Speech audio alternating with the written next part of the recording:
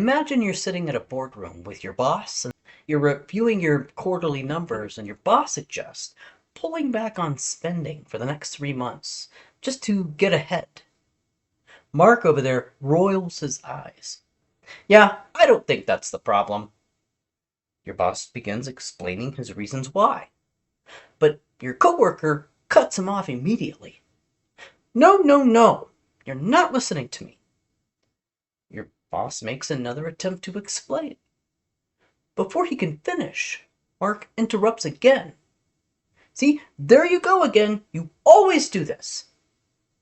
Your boss calmly pauses and asks if he can at least finish his thought. Mark leans back in his chair, shakes his head, scoffs. But then he continues. Oh my God! Are you serious right now? This is such a stupid idea. You're being ridiculous. The room goes silent. Everyone in there is now staring at Mark. Well, he shrugs his shoulders and says, What? I'm just being honest here. Now, let me ask you a question. How long do you think this guy is going to be keeping his job for? I'm guessing Mark's next quarterly review isn't going to go particularly well. Most of us instinctively understand that disagreement doesn't give us permission for disrespect. There are certain ways in which we simply wouldn't communicate with our boss, coworkers, clients, or complete strangers, but something interesting can happen when we leave the boardroom and walk through our own front door.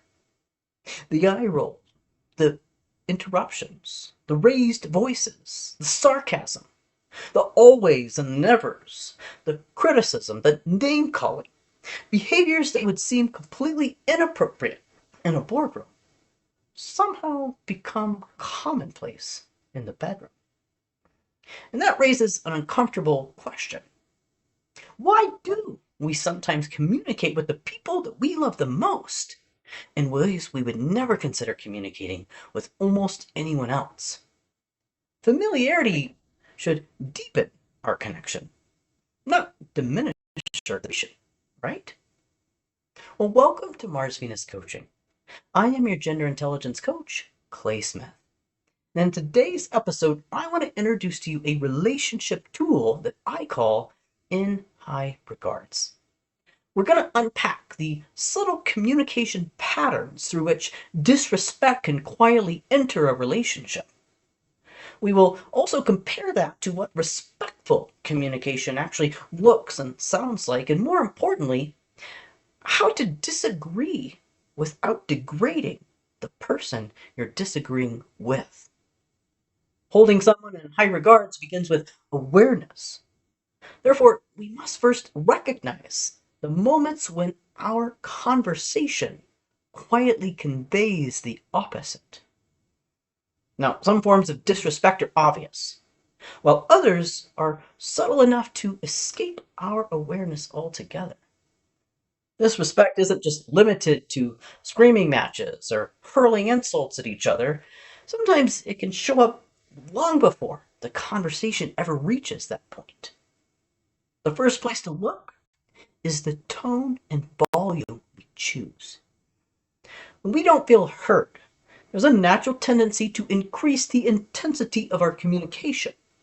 We speak louder, we become sharper, we repeat ourselves, and gradually that can lead to yelling. Think about trying to have a conversation with someone across a busy street. If they can't hear you, what do you instinctively do? You raise your voice. Something very similar can happen to us emotionally when we're trying to communicate.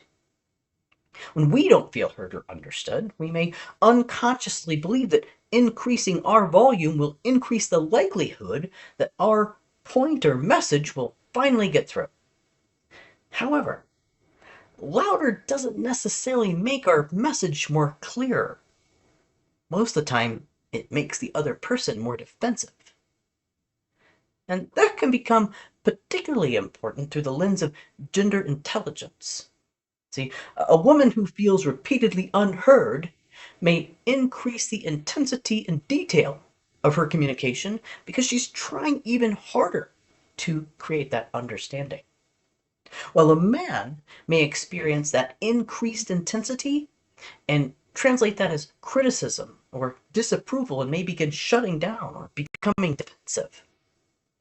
Disrespect isn't only communicated through the words coming out of our mouth. Sometimes we can convey disrespect without ever having to say a word. And that leads us to the second place to look, which is the body language that we choose. The eye roll, the excessive sigh, crossing our arms, wearing this scowl, looking at our phone when our partner's trying to actually have a conversation with us, turning away from them, shaking our head, or just wearing an expression that essentially says, I don't believe I have to put up with this. Those behaviors may seem insignificant, but body language communicates regard. You can say, I'm listening, while another part of your body is communicating, what you're saying isn't worth my attention. Our words provide a window into disrespectful communication. This is often where the pattern becomes easier to recognize through name calling, blaming, judging, and criticizing. Name calling attacks the person rather than addressing a behavior. Blaming assigns fault. Judging positions us as the authority on the other person's motives and character. Criticism takes a specific frustration and turns it into a statement about who that person actually is. Now, there's a distinction I'd like to meet. Saying, I was disappointed you didn't call, addresses the experience and the behavior. But communicating that like, you're so inconsiderate, why didn't you bother calling me? Now that's turning that behavior into a character indictment. Then we have the phrases that we choose. This is where disrespect can become surprisingly sophisticated because the words we use might sound like communication, but they actually are functioning like ammunition. One example would be superlatives, the always and the nevers. You always do this. You never listen to me. We exaggerate because we're trying to strengthen our case. But exaggeration usually invites our partner to start looking for the exceptions instead of listening to your underlying concern. Now they're no longer thinking about how you're feeling. They're thinking, well, no, that's not true. I do listen to you. Remember last Tuesday? Yeah, I listened to you then. Don't tell me you never listen. Well, congratulations. Now we're litigating the word always and never instead of addressing the real relationship concern. Rhetorical questions can accomplish something similar as well. What were you thinking? Why do I even bother? How many times do I have to tell this to you? Those aren't really questions. You're probably not eagerly waiting for your partner to ask, what were you thinking, so you can explain your thought process. No, they're statements of criticism disguised in a question mark. Then there's passive-aggressive comments. Well, I guess that's just who you are. You're going to do whatever the hell you want anyway, so whatever you want. Passive-aggressive comments allow us to express resentment without taking ownership of what we're feeling. Instead of clearly communicating what you were hurt by, disappointed about, or what you're asking for, you deliver the message indirectly and leave your partner to decipher the hostility underneath it. Finally, we need to take a look at the ways in which we choose to communicate. You can use perfectly acceptable words and still create a disrespectful conversation in how you choose to occupy it. When you dominate the conversation, you interrupt, you speak over your partner, you prepare your rebuttal while they're still talking. Sometimes we're not actually listening to understand them. We're waiting for them to shut up so we can come in and correct everything they said. And then there's defensiveness. Defensiveness is the first act of war. Defensiveness is the quickest way for a difficult conversation to lose its sense of mutual respect. The moment I become defensive, my attention shifts away from understanding your experience and towards protecting my own position. I start explaining, I justify, I correct your details, I counteract, I keep reminding you of the ways in which you're wrong too. Gender intelligence can intensify this vicious cycle. If she needs to feel heard and understood, his immediate defensive approach will communicate, your experience isn't valid. And if he needs to feel trusted and accepted, her continued criticism can communicate, you're failing in my eyes. You're not good enough. Now both people are protecting the very places where they feel most vulnerable. Once that happens, cooperation becomes increasingly difficult because the conversation is no longer primarily about the problem at hand. It's now pointed towards protecting themselves against each other. If you want to take a deeper dive into defensiveness and why I call it the first act of war, I have an earlier episode dedicated to specifically that topic. I unpack how defensiveness escalates conflict. More importantly, how we can learn to respond without immediately reaching for our emotional armor. I'll include a link for that video in the description below. Communicating without respect isn't isolated to one behavior. It's an accumulation of our choices. How we choose to carry our tone, our volume, our body language, our words, the phrases we use, and the way in which we occupy the conversation. And here's the uncomfortable part. You probably recognize somewhere along the way that you may fit into that list. I know I can see myself in that list from time to time. That awareness isn't an indictment. It's an opportunity. Because once we recognize what disrespect looks like and sounds like, we can now begin making different choices. But before we can explore those different choices, there's one important question worth answering.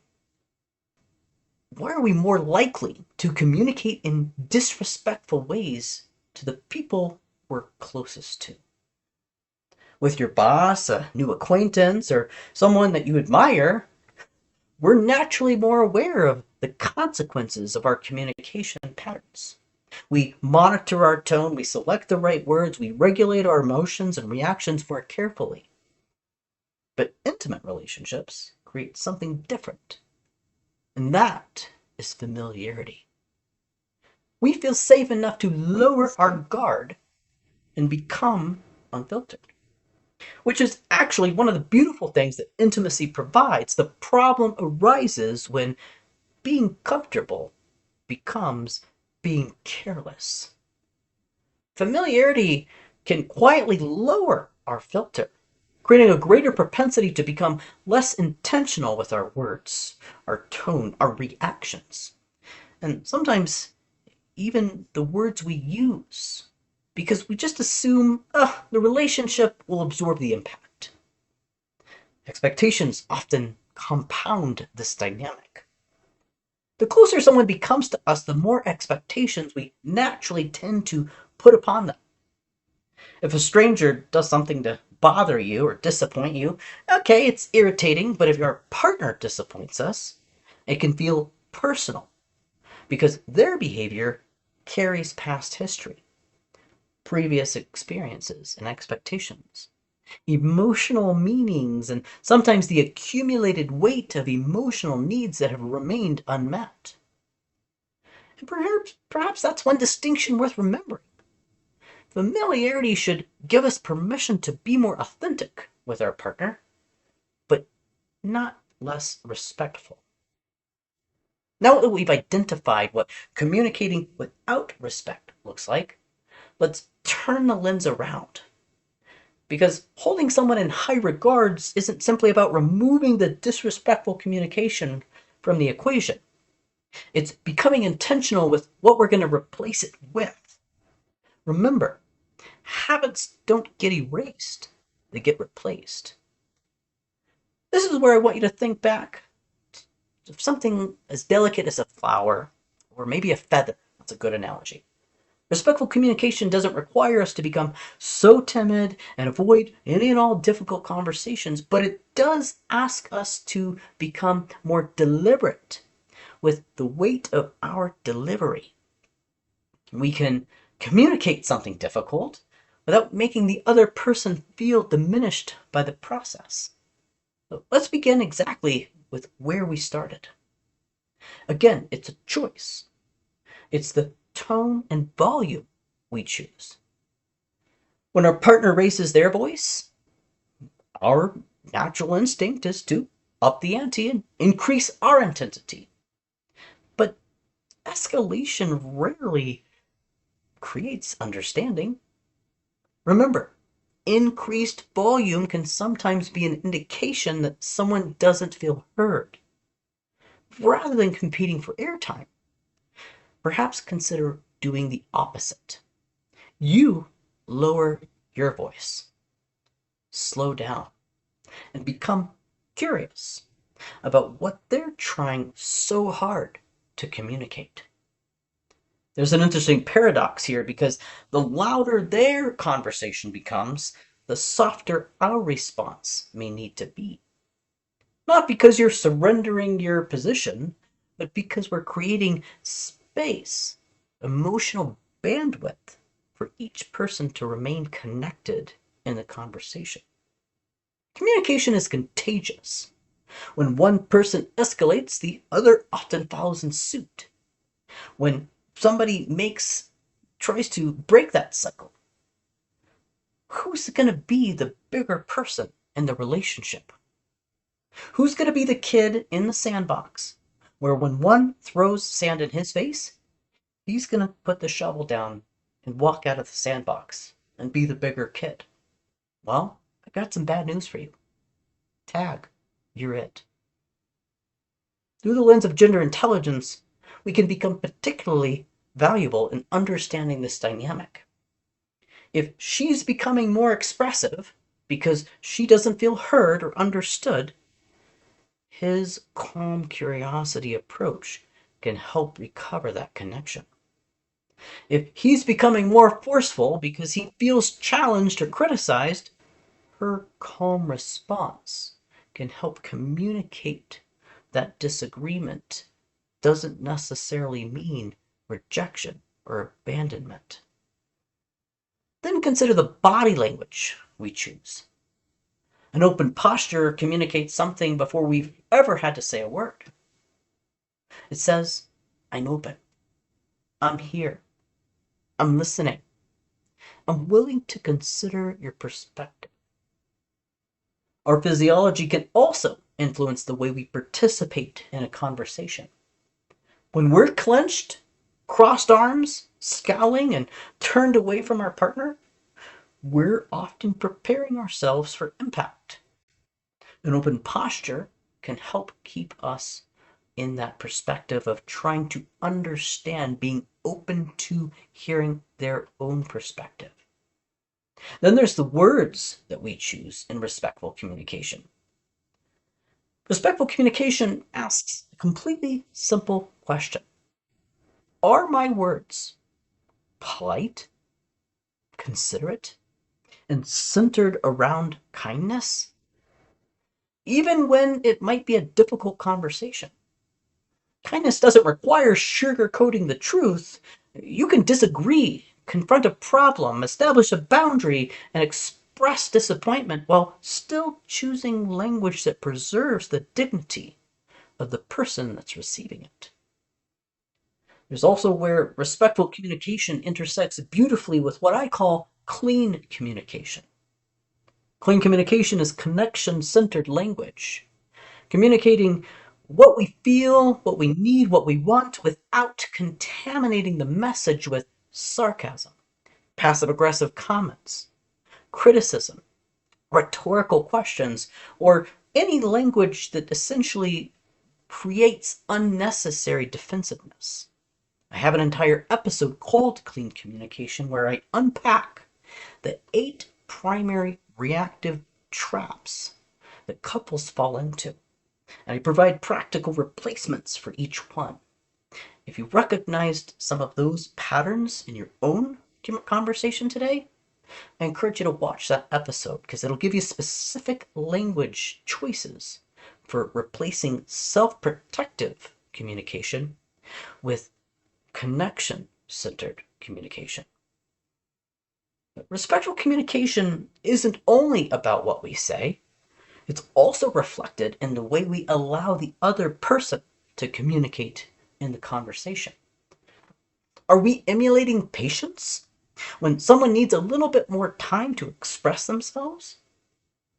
Are we allowing our partner to finish their thought before jumping in to correct the details, defend ourselves, or dominate the conversation?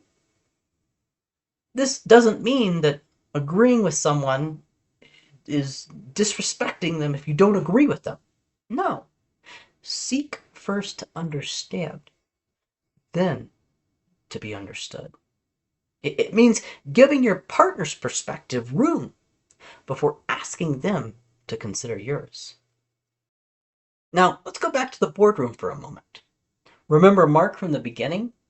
Rolling his eyes, interrupting his boss constantly, calling his boss's ideas stupid, and defending his whole performance with, "What? I was just being honest." Unlike Mark's regard for his boss, imagine instead you're speaking with someone you genuinely hold in high regards. Your boss? A respected mentor? Someone you deeply admire? A content creator? A famous actor or speaker, public figure that you look up to? You would probably be more conscious of your tone. You'd probably allow them to finish up their sentence. You'd choose words more carefully. Even if you strongly disagree with this person, you would likely communicate that disagreement to a certain degree of consideration because you respect the person that's standing in front of you. Here's the question I want you to wrestle with this week. Why would someone we admire from a distance receive more consideration than someone we love up close? The person you share your life with shouldn't take whatever patience you have left after everyone else has taken the best of you. If anything, the relationships we value most deserve an even greater degree of intentionality in how we communicate. That's what I mean by holding someone in high regard. It's making a conscious decision to let the level of regard that we want to have for that person become visible in a way that we speak, interact, and listen to them, even when we're disagreeing with them. Because ultimately, respect isn't demonstrated by one fallout conversation. It's demonstrated by how we choose to treat one another in that difficult conversation. There's one more distinction I want to make here. Respect can not entirely be conditional upon the other person's behavior. It's remarkably easy to respect someone when they agree with us, when they're cooperating with our agenda or behaving in according to our expectations. The real test comes when they don't. Sometimes we give ourselves permission to become disrespectful to that other person when they disrespect us. They raise their voice, so we raise ours. They interrupt us, so we follow in suit. They throw us a jab, so naturally we feel entitled to throw one back.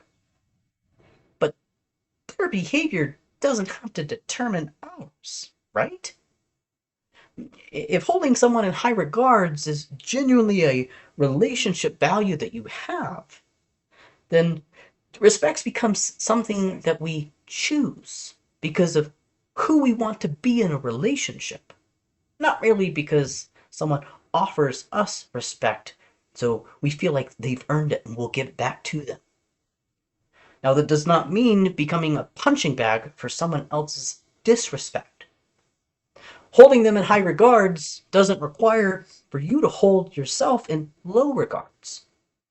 If you've attempted to recover respect in a conversation and it continues escalating, that's when it may be helpful to call for a healthy timeout.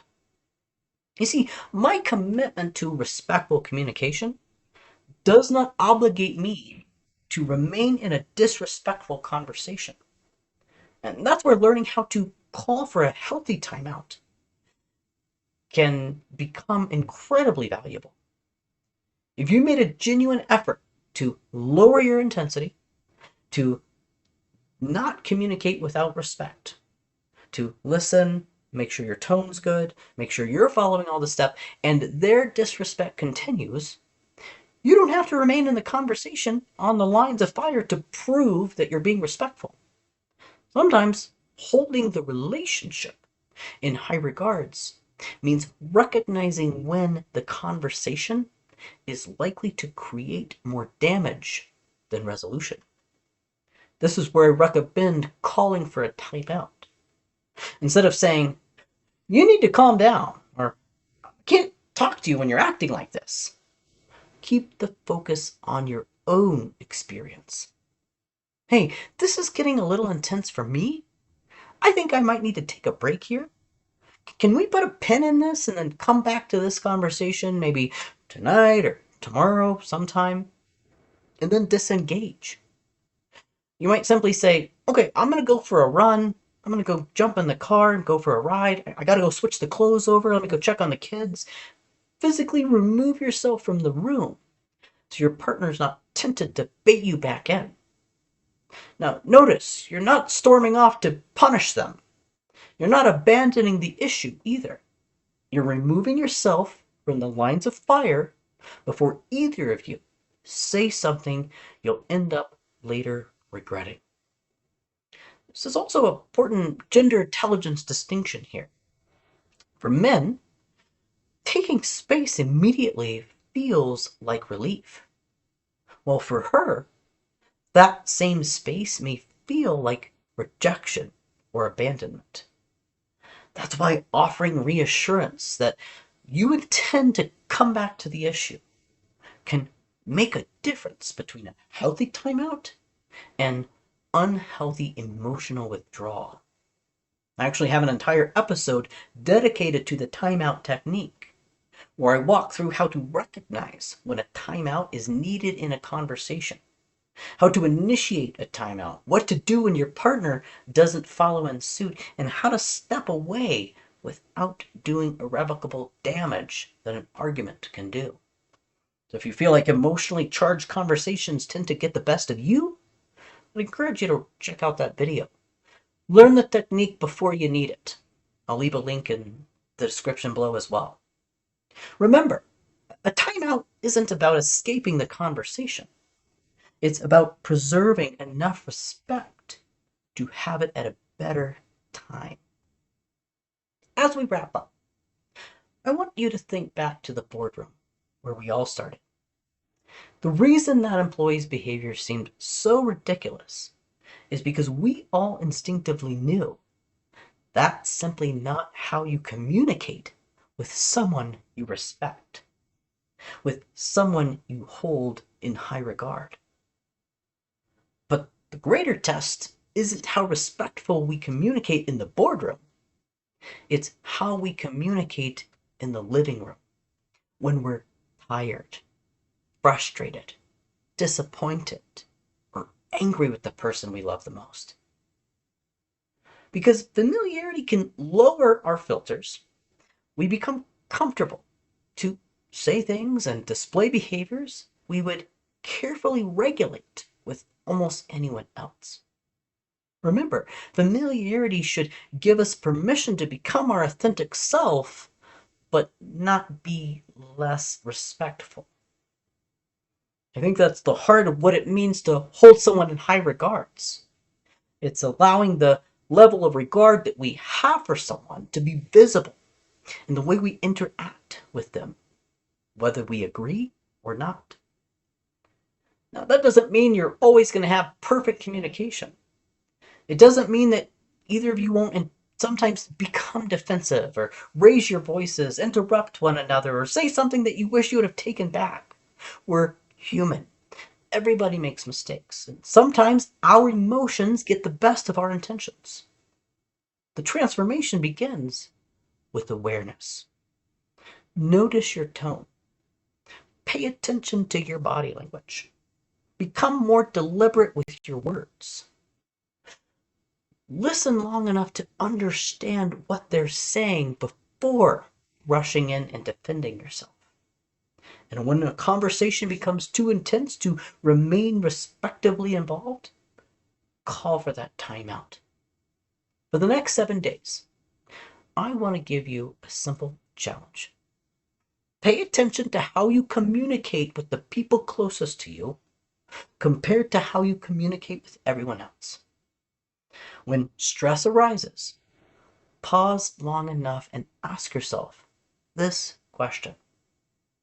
Does the way in which I'm communicating right now reflect the regard I say I have for that person? You don't always can control the other person. You can, however, become increasingly intentional about the kind of communicator that you are choosing to be. Respect doesn't have to disappear because the other person disagreed with you. The people we hold in the highest regard should be able to experience that regard in the way we communicate with them, even if their approach is different than ours. And perhaps that's the greatest opportunity we have with those closest to us. Not simply telling someone how much they mean to us, but by showing them that you're holding them in high regard, despite a difficult conversation. Now, as you're listening to all of this, you may be thinking, Clay, respectful communication sounds great. Sign me up. But that's not what's happening in my relationship. Maybe conversation has become so contentious that you can barely remember the last time the two of you had a disagreement without it leading to defensiveness, shutdown, or escalating the conversation into an argument. Or perhaps you're trying hard to communicate respectfully. You watch your tone, you're choosing your words carefully and trying to be more patient, but you don't feel the same level of respect is coming back your way. And after a while, it can become exhausting when you feel like you're the one that always has to be the bigger person in the relationship. Maybe you're experiencing the other side of this dynamic. Maybe your partner is starting to shut down. They withdraw. They're always telling you, you don't show me the respect like you used to. And you're genuinely confused because you're not exactly entirely sure what you're doing that's causing for them to feel that way. These are the moments when an outside perspective becomes valuable. Because when we're inside this pattern, we can't always recognize the dynamic clearly. That's where working with a relationship coach can help.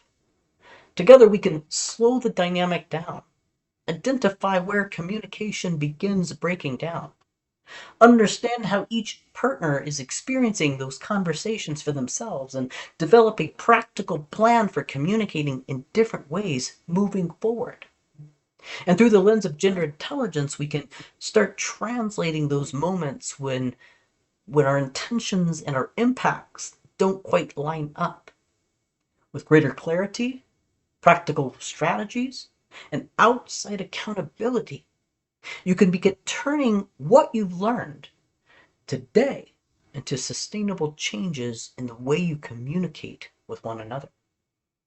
And if something I shared today with you hit close to home, I invite you to book a complimentary clarity session with me. There's no obligation. It's a simple opportunity for us to talk about what's happening, identify where you're getting stuck, and determine the best, healthiest path, what that looks like moving forward. You can find a link in the description below and set up a call. And maybe you're not quite sure what to do. Maybe you're not ready to book a call and you're just not really sure where to start. That's okay. Navigating through disrespectful communication patterns can be challenging. There's already eggshells and emotions and things like that are going on. This isn't just a one size fits all. If you'd like, you can reach out to me personally. Text me. Just text connect in the description below. We can start a conversation, get a couple more details about what's going on specifically in your relationship. Again, there's no pressure, it's just an opportunity to begin a conversation. Let's stay connected by allowing the regard we have for someone else to become visible in the way we speak, listen, and respond. The people we love most deserve to experience what it means to be held in high regard.